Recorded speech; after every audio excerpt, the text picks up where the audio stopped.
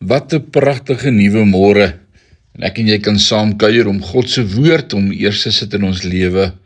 'n Daaglikse oordeenking saam met my, Rinus van Sandwyk van Sion in Parys.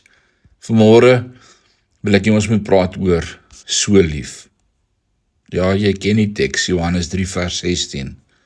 God het die mensdom so lief gehad, dat hy sy enige seun gegee het, sodat elkeen wat in hom glo nie verlore gaan nie, maar die ewige lewe sal hê. Man, wat 'n teks is dit nie.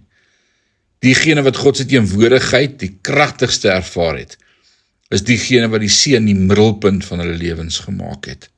Want net soos Jesus die middelpunt van die grootste vers in die hele skrif is, moet hy sentraal in ons harte en lewens wees as hulle betekenis, doel en impak wil hê.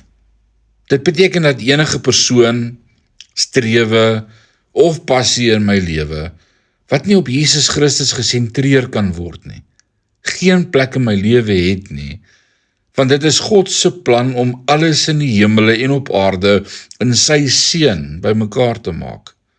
As jy werklik geseënd wil wees, mediteer elke dag vir 10 dae oor Johannes 3 vers 16 en beklemtoon elke dag 'n ander woord. Want so lief het God die wêreld gehad. Want so lief het God die wêreld gehad. Want so lief het God die wêreld gehad. Hier is 'n groot teks vir my en vir jou wat ons lank mee kan deel. Miskien het jy hierdie vers gememoriseer toe jy 3 jaar oud was, maar ek glo dit sal op nuwe maniere vir jou lewendig word, soos jy die enormiteit daarvan oordink. Want so lief het God die wêreld gehad. Wees geseënd. Amen.